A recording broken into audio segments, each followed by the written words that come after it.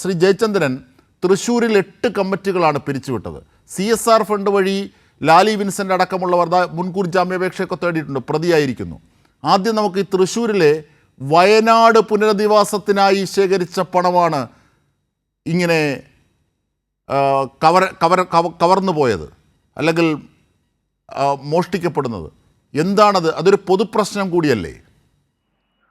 അതെ, പൊതുപ്രശ്നം എന്നുള്ളത് മാത്രമല്ല ജിംഷാദ്, അമ്പരപ്പിക്കുന്ന ഒരു വസ്തുതയാണ് പുറത്തു വന്നിരിക്കുന്നത്. കാരണം പ്രധാനമായിട്ടും നമ്മൾ ഓർക്കേണ്ട കാര്യം എന്ന് പറഞ്ഞാൽ, ഈ കോൺഗ്രസ്സുകാര് ഇപ്പൊ കേരളം ഭരിക്കുന്നില്ല. ഏതാണ്ട് കഴിഞ്ഞ 9 വർഷമായിട്ട് അവർക്ക് അധികാരത്തിലില്ല. എന്നിട്ട് ഈ വെട്ടിപ്പ് കാണിക്കുന്നതാണ് കോൺഗ്രസ്സുകാർ എന്നുള്ളതാണ് അമ്പരപ്പിക്കുന്ന യാഥാർത്ഥ്യം എന്ന് ഞാൻ പറയാൻ കാര്യം. അത്രമേൽ അമ്പരപ്പിക്കുന്നുണ്ട് അക്കാര്യം.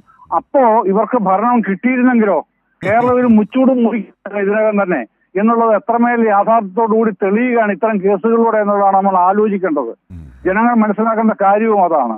അധികാരമില്ലാത്തപ്പോൾ ഈ തട്ടിപ്പ് വ്യാപകമായി കാണിക്കുന്നവർ അധികാരമുണ്ടെങ്കിൽ എന്തായിരിക്കും കാണിക്കുക? കേരളത്തിൽ തന്നെ പണയം വെക്കില്ല ഇവർ എന്നുള്ളതാണ് നമ്മുടെ മുമ്പിൽ വരുന്ന പ്രധാനപ്പെട്ട ചോദ്യം. അതിന് തെളിവുകളാണ് ഇപ്പോൾ ഓരോ സമയത്തും വന്നുകൊണ്ടിരിക്കുന്നത്. വയനാട് ദുരന്തബാധിതർക്ക് ഉള്ള പണം കൂടെ അടിച്ചു മാറ്റാൻ അത്ര ഹീനമായ മനോഭാവം മനസ്ഥിതിയുള്ളവർക്ക് മാത്രമേ അതിന് കഴിയൂ. അതുപോലെ തന്നെയാണ് മറ്റേ തട്ടിപ്പ്, ഈ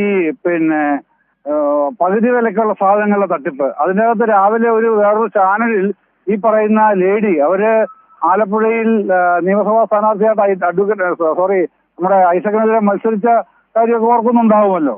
അത്തരത്തിലുള്ള വനിതാ നേതാവാണ്, അഭിഭാഷകയാണ്. അവർ രാവിലെ ഒരു ചാനലിൽ പറയുകയാണ് 40 ലക്ഷം രൂപയാണ് അത്ര അവരുടെ അഡ്വക്കേറ്റ് ഫീസ്. അവരാണ് ഉപദേശക, അവരുടെ അഡ്വൈസർ, അവരുടെ ആ കമ്പനിയുടെ അഡ്വൈസർ അവരാണ്. 40 ലക്ഷം രൂപ 2 വർഷത്തെ ഫീസായിട്ടാണ് വാങ്ങിച്ചത് അത്രേ. അപ്പോ ഇത് കണക്ക് കൊടുക്കേണ്ടതുകൊണ്ടായിരിക്കാം ഈ 40 ലക്ഷം എന്ന് മാത്രം അവർ പറയുന്നത്. എത്ര കോടി കൈപ്പറ്റിയിട്ടുണ്ടാവും എന്നതേ അറിയാനുള്ളൂ.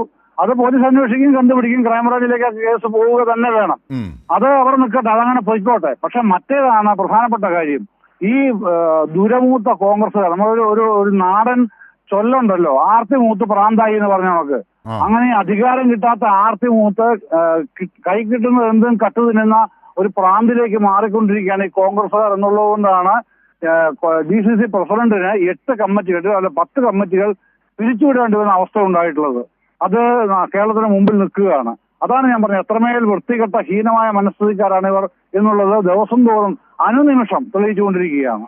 തീർച്ചയായും. അതായത് തൃശ്ശൂരിലെ വിഷയം മാത്രമല്ല, താങ്കൾ ഇപ്പോൾ സൂചിപ്പിച്ചത് CSR തട്ടിപ്പും കൂടിയാണ് അല്ലേ? ആ വിഷയത്തിലുള്ള കോൺഗ്രസിന്റെ ധാർമ്മികതയാണ് ചോദ്യം ചെയ്യപ്പെടുന്നത് അല്ലേ എം ജയചന്ദ്രൻ? തീർച്ചയായിട്ടും ഇതിന്റെ അകത്ത് ധാർമ്മികത എന്നല്ല, അവർക്ക് ധാർമ്മികത എന്ന വാക്കുച്ചരിക്കാൻ ലെവലേശം അർഹതയില്ല എന്നുള്ളത് മാത്രമല്ല ഇവിടെ പ്രശ്നം.